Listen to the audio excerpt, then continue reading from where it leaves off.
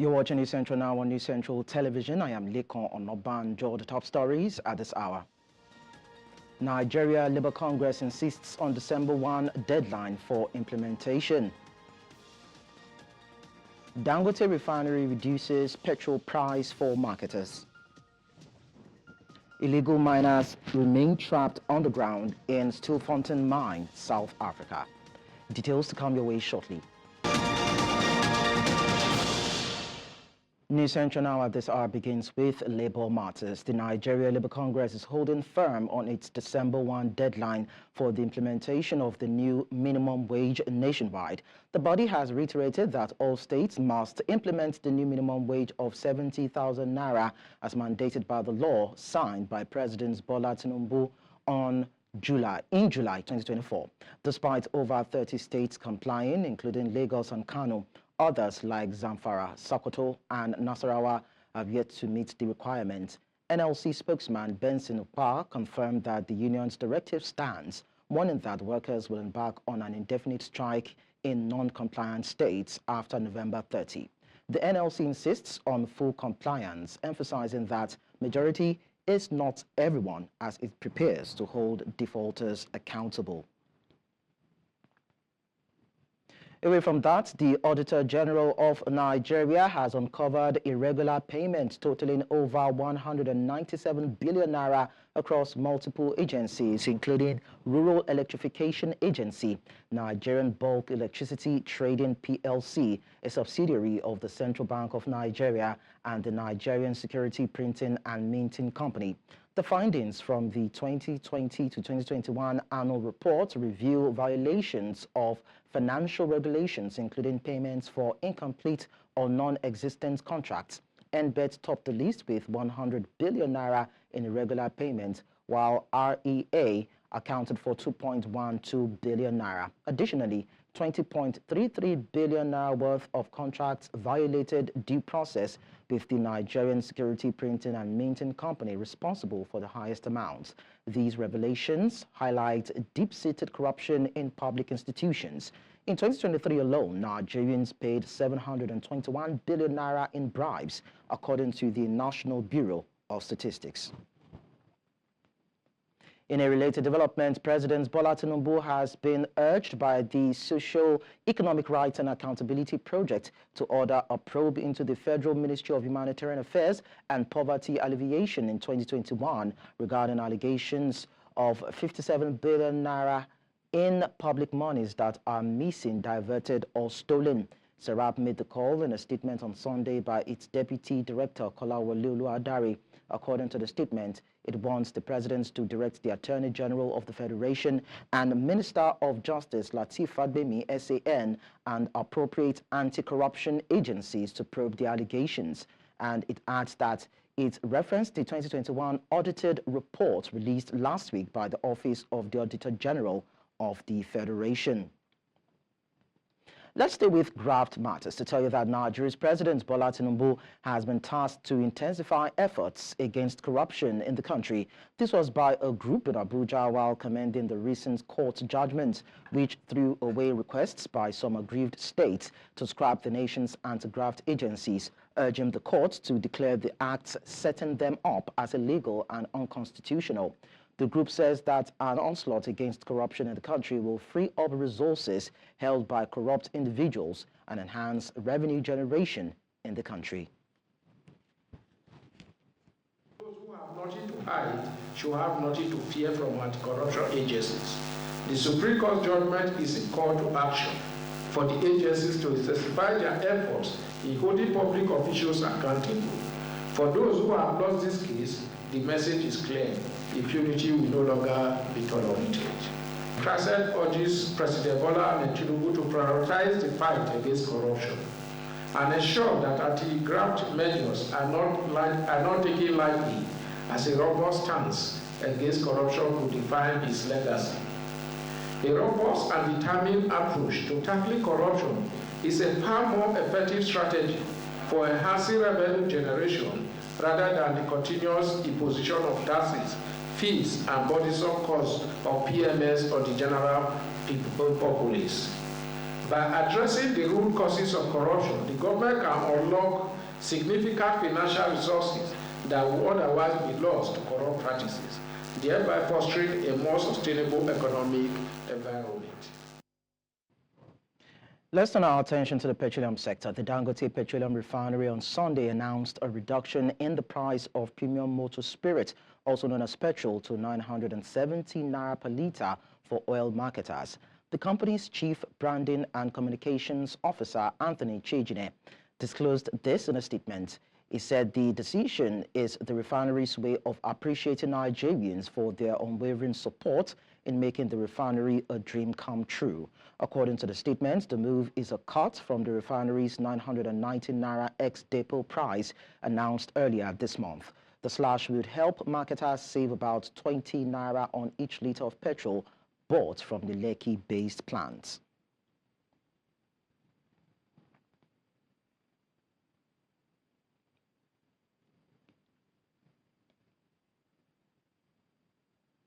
Away from that, the Lagos State government has applauded the decision of the Supreme Court's judgment that nullified the National Lottery Act. In a statement by the State Commissioner for Information and Strategy, Benga Motosho, on Sunday, said the judgment also reaffirmed the constitutional authority of state governments to regulate lotteries and gaming activities within their jurisdictions. According to the statement, the Supreme Court's ruling is a major confirmation that the regulation of lotteries and gaming is a residual matter that falls firmly within the jurisdiction of state governments, and adds that the ruling is a historic victory for the rule of law, federalism, and the constitutional rights of states. I recall that the Supreme Court had on Friday nullified the National Lottery Act 2005, enacted by the National Assembly.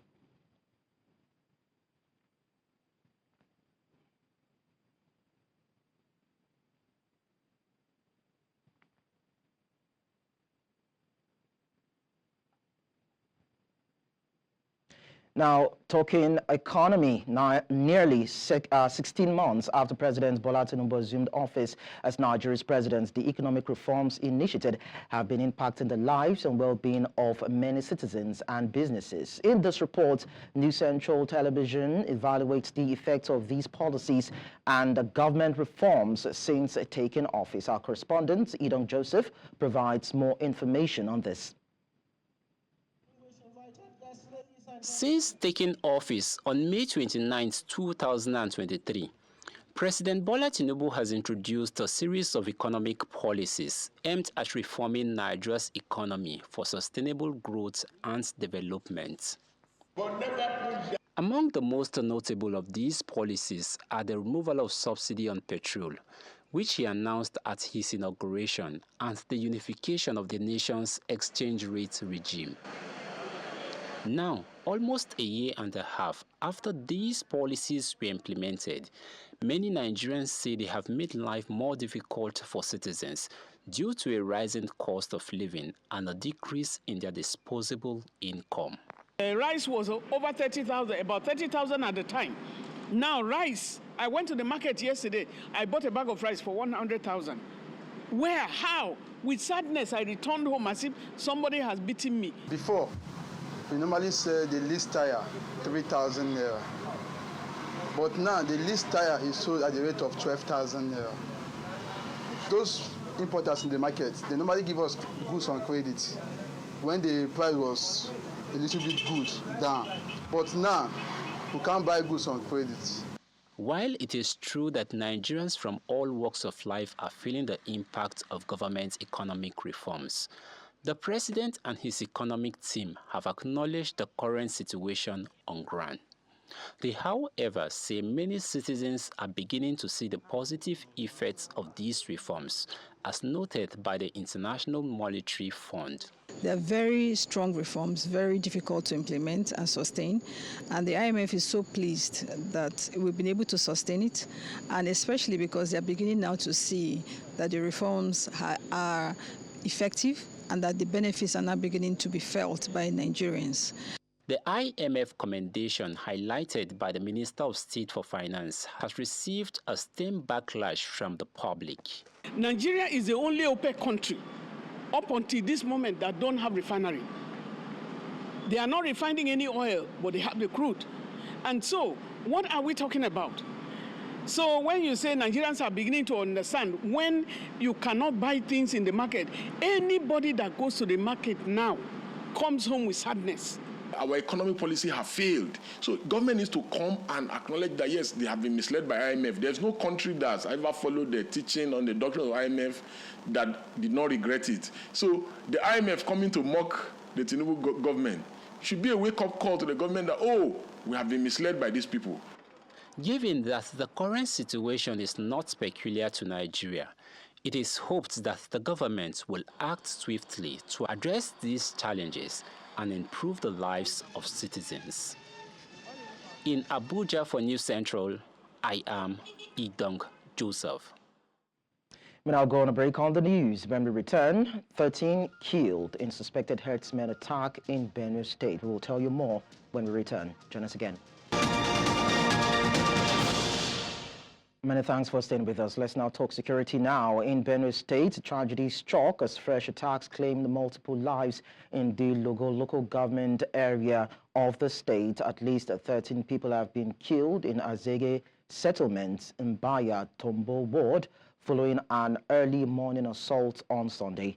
The attack, allegedly carried out by suspected herdsmen, began around 7 a.m. local time and involved widespread destruction, including arson and the razing of farmlands. Former caretaker chairman of local government area, Benjamin Uzenda, confirmed the attack, describing it as coordinated and brutal. Uzenda recounted how the assailants, armed with sophisticated weapons, targeted villagers preparing for church services. Women and children were among those killed, with some victims brutally butchered. The attackers fled the scene before security forces could intervene. Authorities are yet to comment, while residents remain in fear following the violence. Staying with security, recently the annual conference of police public relations officers and police communication experts tagged Asaba 2024 was held in Asaba, the Delta State capital. The Inspector General of Police, Kayode Egbetokun, seized the opportunity to call on the public to utilize the effective services of the Public Complaints Bureau and Complaint Response Units established in every state of the Federation to report police misconduct rather than resorting to social media. News Central's correspondent, Austin Azu, who covered the week-long event, tells us more. Recognizing excellence in the field and implementing effective communication strategies, law enforcement agencies can improve community engagement and promote a safer, more harmonious society, possibly necessitating the annual conference of police public relations officers and police communication experts across the country to advance their professional competencies. This year's event with the theme, Strengthening Nigeria Police Force Oversight and Accountability, held in Asaba, the Delta State capital. At the opening ceremony, the Inspector General of Police, Kayode Egbetokun, highlighted the current trying time in Nigeria's history, marked by escalating security challenges nationwide. He pointed out that the circulation of old videos on social media unfairly portrays the police and misleads the public, thereby exacerbating current insecurity challenges rather than resolving them. The IGP urged Nigerians to report police misconduct to the Police Complaints Response Unit instead of social media. We have noted recent surge in the recirculation of outdated videos depicting police misconduct. Many of these videos are several years old, but have been presented as current incidents to mislead members of the public and attract criticism and condemnation of the police force. I urge members of the public to please verify the authentication and timeline of these videos before they share or recirculate.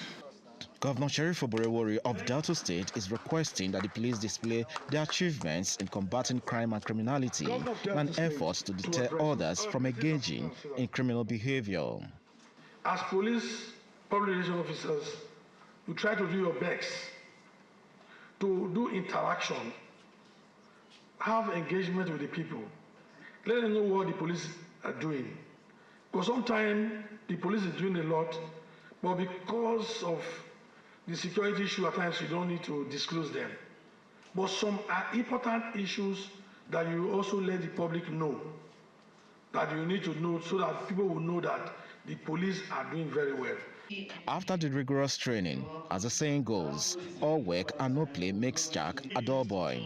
The PPROs went back to the Unity Hall Government House for dinner. We expect you to project your principles. We expect you to project the achievements, the integrity, reputation of the Nigerian police force wherever you serve. Today marks the end of a very successful conference. And I wish that whatever it is that has been taught here will have been well imbibed.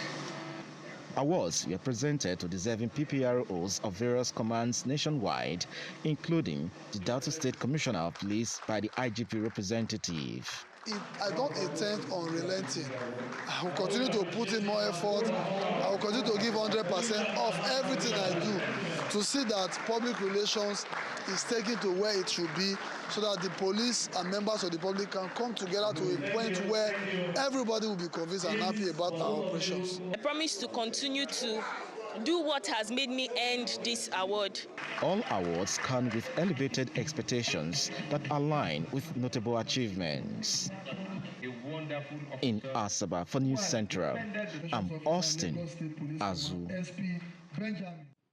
And now to politics. Edo State Governor Monday Okwewolo has abolished the new traditional councils created by his predecessor, Godwin Obaseki, in Edo South Senatorial District.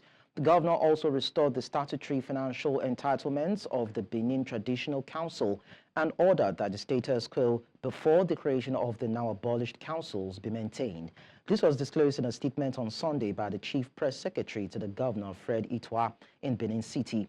He stated that Okwewolo also complied with the federal government's directive by restoring the full statutory rights of the Oba of Benin on the ownership of ancient artifacts looted by the British colonial forces during the 1897 Benin massacre. Still in Edo State, Governor Monday Okwewolo has approved the establishment of a 14-member state assets verification committee to investigate the administration of former Governor Godwin Obaseki. The committee, chaired by Dr. Ernest Afolabi Umakie, will be inaugurated on Tuesday, November 26, 2024 at the Government House in Benin City. Anselm Ojezwa has been named as Deputy Chairman, while Frank Edebo will serve as the Secretary.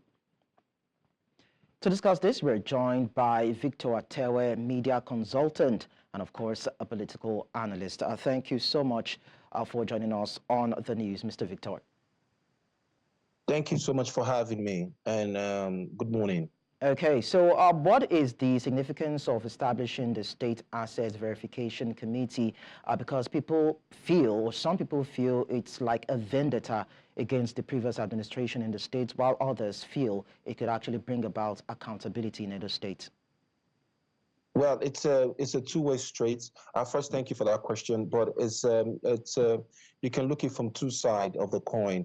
Yes, of course, it brings about accountability and what he's to expect or what he is to work with in terms of governance and what the government, some government properties. Yes, you recall that many politicians, while leaving office, they cut away with government properties, vehicles, and even to the point of chairs and tables that is meant for the office or the institution they once represented, and ought to be used for the good of the people. But you see them looting away with it and expecting that the new government that's to come into budget for them and of course get a new set. So you see things like that playing out. But for that reason, I think it's valid. The accountability drive. It's valid for him to say, to probe what is into. But one thing that I will frown against is, when it comes, like, of course, a lot of people will expect that, him coming to power, as a former opposition party in the state, one would expect some witch hunting here and there, but that is expected to happen. But I would expect personally that this is a time that he needs to deliver governance to the people of Edo State based on his political promises and his campaign promises, he needs to hit the ground running, roll out his policy, and his policies must be seen to be working, not to, because government is continuum. You can't continue to, or dissolve and dissolve. When you dissolve and dissolve boards, dissolve people that sack in schools and all, and you find out that these people, where are you going to put them? You find out that we'll go back to where we were before, where we have high level of people who are unemployed in the state. And of course, the state is already facing insecurity in terms of courtesan, and of course, unemployment rate is increasing, and yet you are dissolving. And also, I think I would expect that it should hit the ground running, even though, yes, it needs to give account or checkmate what he met in the office, and of course, probe whatever he needs to probe. So he probably would say that he's trying to set his own legacy during the course of his own administration. And in as much as it might look as though he's trying to use a stone to kill two birds, if you look at the previous administration under Gordon Obaseki, would you say that it was also fraught with financial impropriety and the fact that it probably gave recourse to others to also engage in grafts, so to speak, worthy of investigation? Would you say that too when you look at, the previous administration? The previous administration, in all fairness to them, I don't belong them, I don't speak for them, but they've been known to be one of the most prudent governments in recent time. What we say for Edo will say, Obaseki will tell you that government money is not meant to be shared, even though we know that, okay, yes, you see work being done and all. So I really don't see those kind of looting or a lot of, embezzlement, happening in his government, although up until I'm being proven guilty. We hope to see what the report will be, from the committee, when they embark on this probe. But for me, I don't think that the previous administration gave room for. Hello, Mr. Victor. They have records to prove to that. Oh, okay. So I know that this committee will probably be stepping on toes in its fact-finding mission, but then what specific challenges do you think, the committee might face when it comes to conducting its investigation, and how would you expect them to address it to come out with an altruistic outcome in terms of results? Okay, I think I'll start with your last question. The first thing, I would expect that they should go with all high level of professionalism, without fear or favor, and of course discharge their duty and be not witch hunting, so to say. A lot of people are emphasizing that it might be like a witch hunting thing, to blacklist the previous administration. Yes, of course, there will be some lacunas here and there. Yeah, we won't expect that, but I expect that they should go in with a high level of professionalism. I would expect that they should. And also, I'm sorry, what's the second question you asked? Sorry. So I was just saying there probably might be challenges for this committee by the time they go about the investigation. There would be challenges in terms of course, one would expect a lot of countersuit. Some legal, some.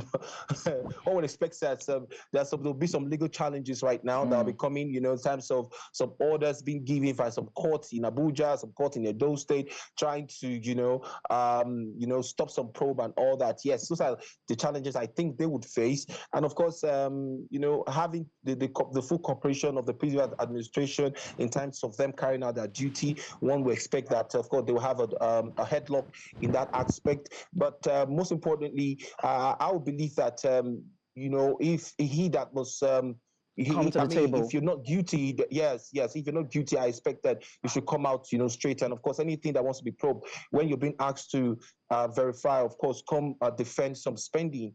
Like they said, that his government is prudent. That's Obaseki's government. You come out and, of course, defend your government in that area. So I don't see, for me, I think it's too early to call that it's going to be witch hunting. Yes, there should be accountability. One is going to an office, one should expect that from what my predecessor have done, I should be able to know what to work with and what I have, what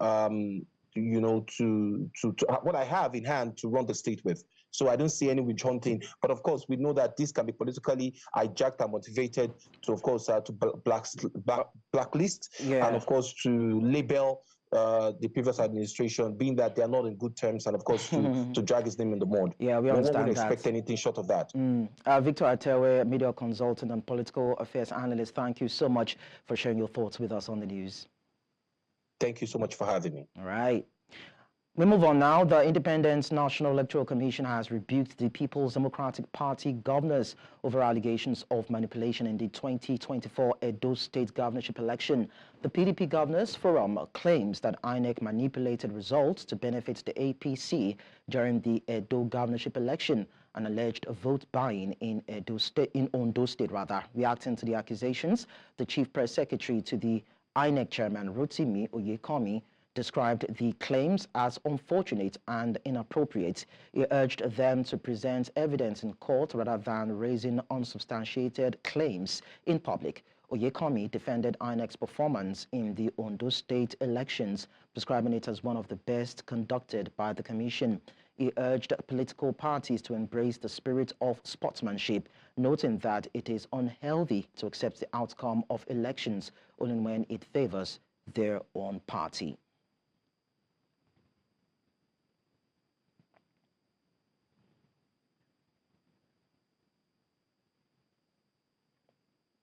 And earlier on the news, we told you that the Dangote Refinery Limited reduced the pump price at ex-depot price actually from 990 naira to 970 naira, showing a 20 naira difference to appreciate Nigerians for their support on the government for providing the enabling environment for the $20 billion business to actually flourish in the country. So to give more perspective to this, I'm being joined by Olushola Bello, a publisher, Business Standards, who will be helping us understand, or probably sharing his own personal experience as regards this on the news. Thank you so much, Mr. Bello, for joining us.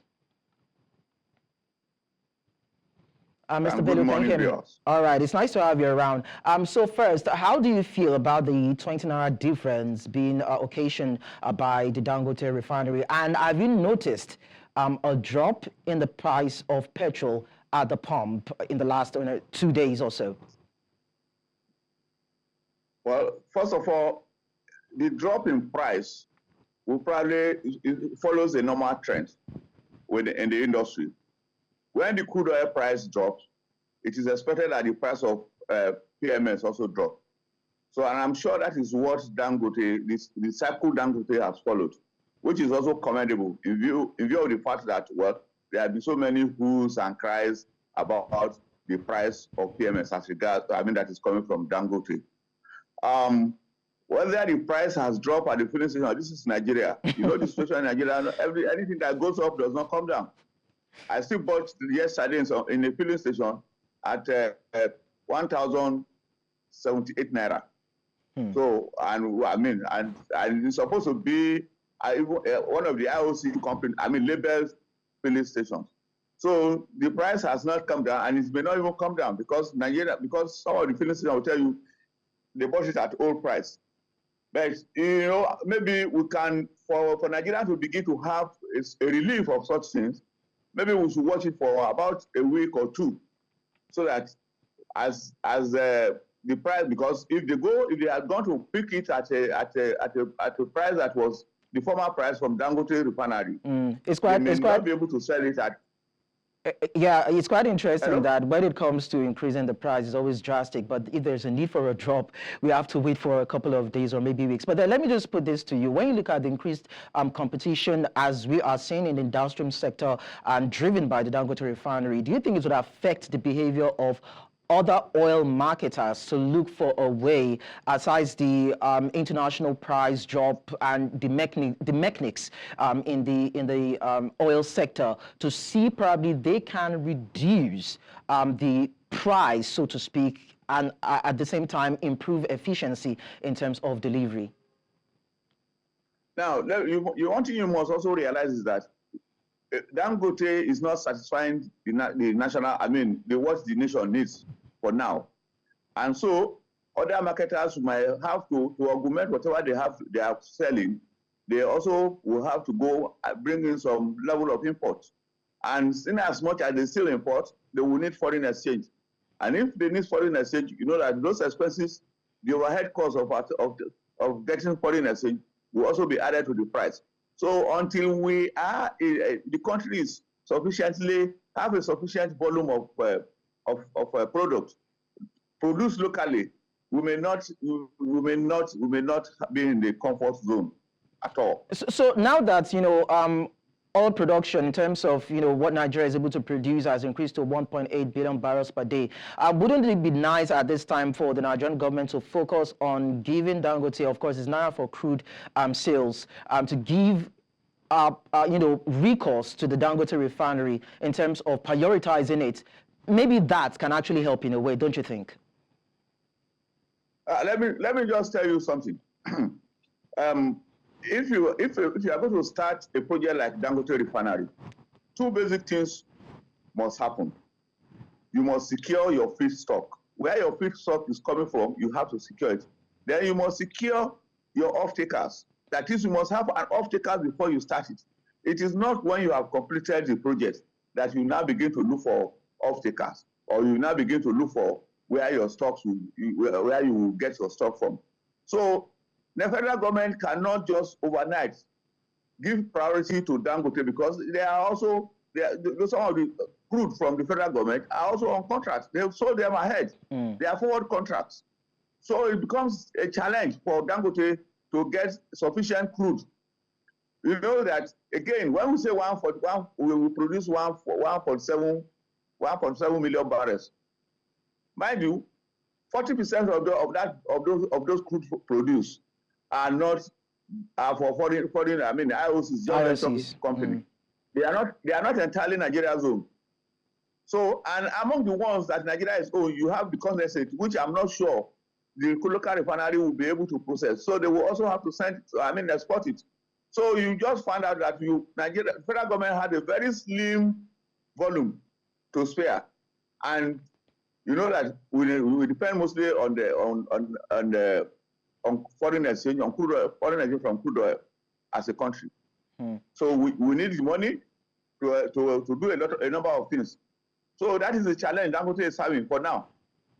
All right, Mr. Olushola Bello, thank you so much for sharing your thoughts with us. Thank you. It's the first time in over 2 decades Nigeria's Minister of Agriculture and Food Security directly addressed farmers and stakeholders in a live broadcast. The discussion, a partnership with News Central Television, explored the critical role of micro, small and medium enterprises in agriculture and how their empowerment can revolutionize Nigeria's food value chain.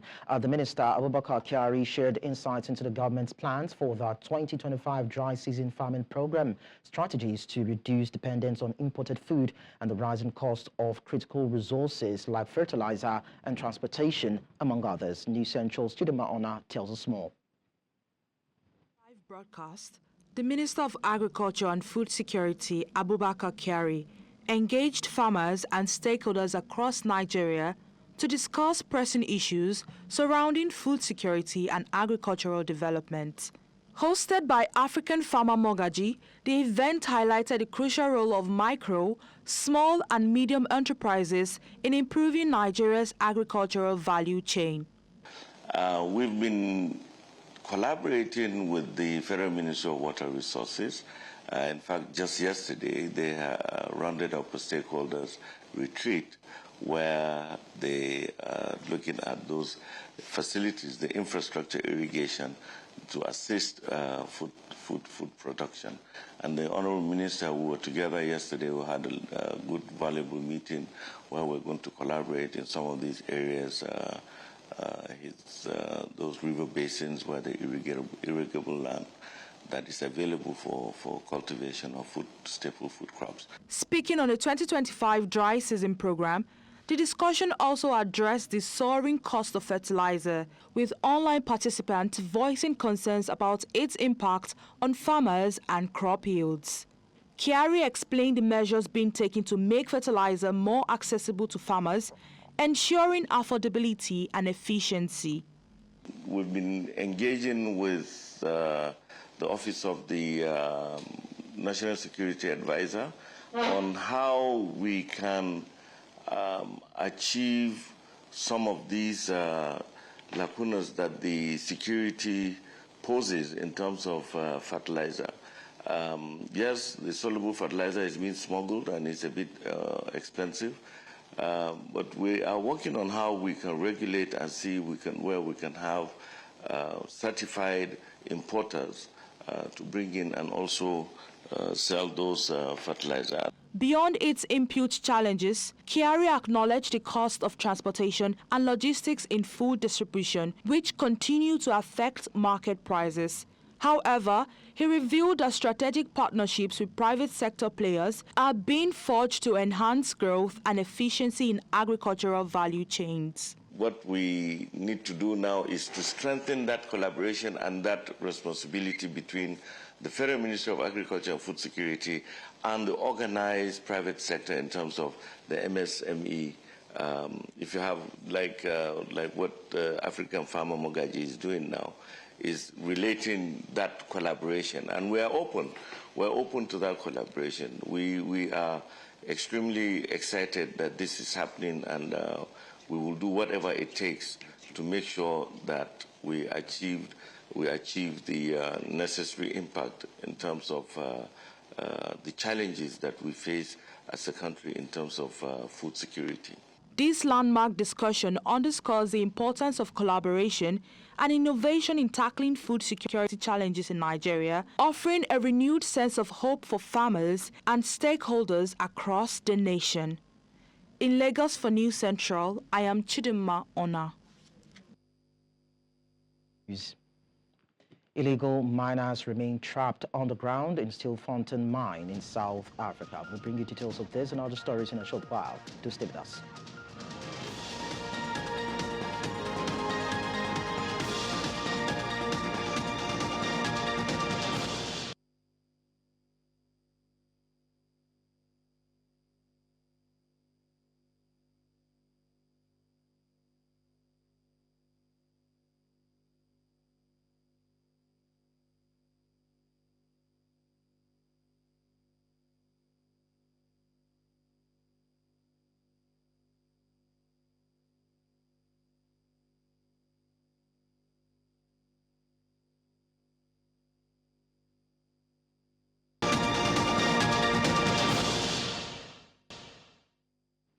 In Cameroon, government forces have struck a blow against separatist fighters in the country's troubled Anglophone region.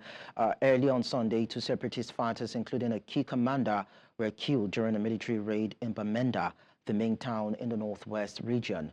A military official speaking anonymously described the commander as a notorious figure behind numerous kidnappings for ransom and the deaths of both civilians and soldiers. This operation is part of the ongoing conflict in Cameroon's Anglophone regions, where separatists have been fighting for independence since 2017. The conflict has led to persistent violence, claiming many lives in the northwest and southwest regions. The military says it remains committed to restoring stability in these regions. We now head to Southern Africa, where 11 of hundreds of illegal miners who have been trapped for weeks at Stilfontein mine in Northwest Province have resurfaced from Shaft 10.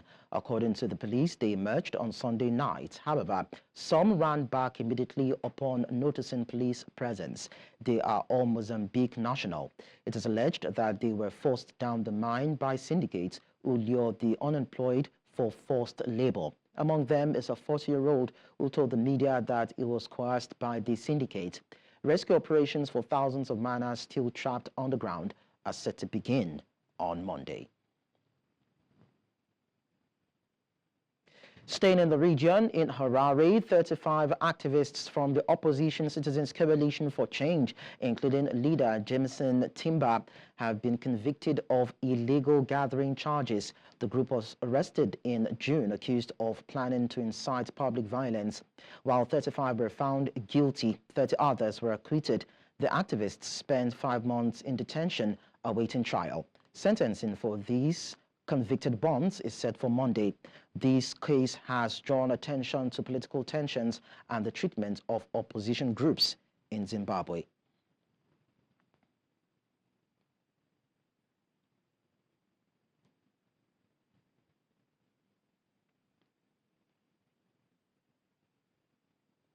Still ahead on the news. One dead, others injured in Lithuania's cargo plane crash. Stay with us. I will tell you more details when we return. Don't go away.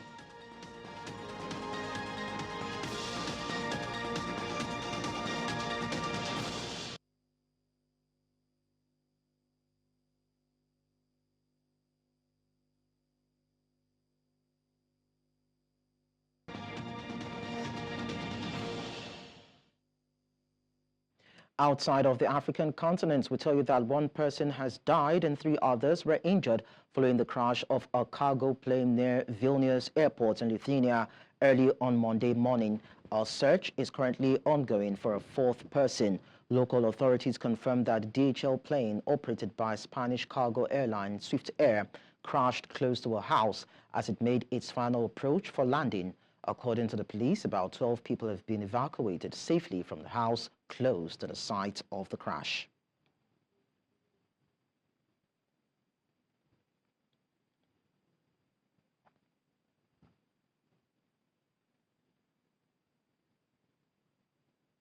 Up next is business news.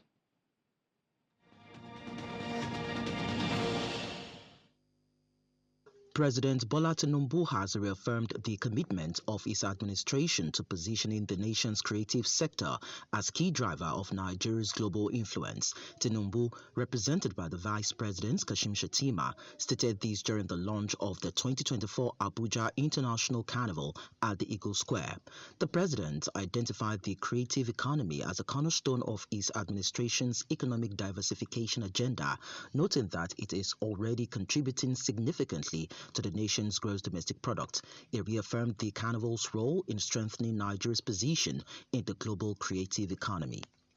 Meanwhile, Nigeria has made significant strides in its fight against money laundering and terrorism financing by securing upgrades on 5 recommendations set forth by the Financial Action Task Force.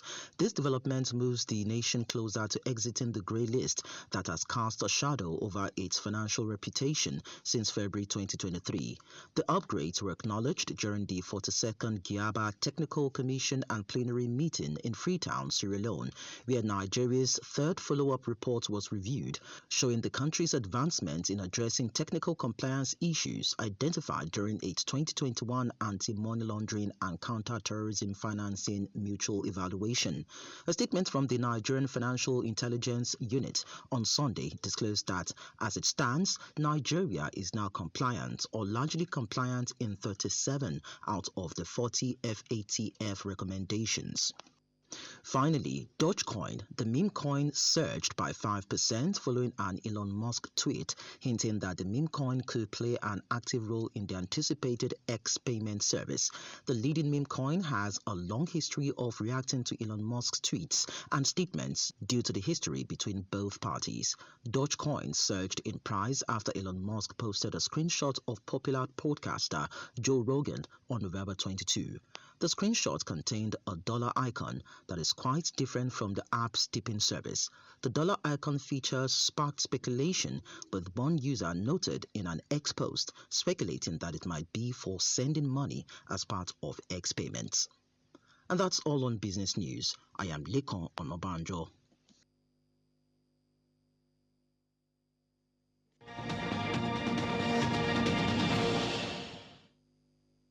In sports, head coach Justin Madugu has called up CAF Awards nominee goalkeeper Chiamaka Inadozie, defenders Osinachi Hale and Ashley Pumpter, midfielders Christy Uchebe and Jennifer Echegini, and forwards Gift Monday and Risola Babajide among a list of 20 players for Saturday's international friendly match against the Le Blues of France. US-based defender Michel Alozie, Turkey-based Oluwatosin Demei, midfielder Adunyina and forward Ifeoma Onomono are also invited to the encounter scheduled for the Stade Raymond Kopa in the city of Angers, which will kick off at 9:30 p.m.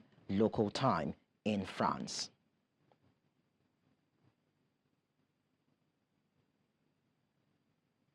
And that's all at this hour. But before we go, we'll look at our top stories again. Nigeria Labour Congress insists on December 1 deadline for implementation.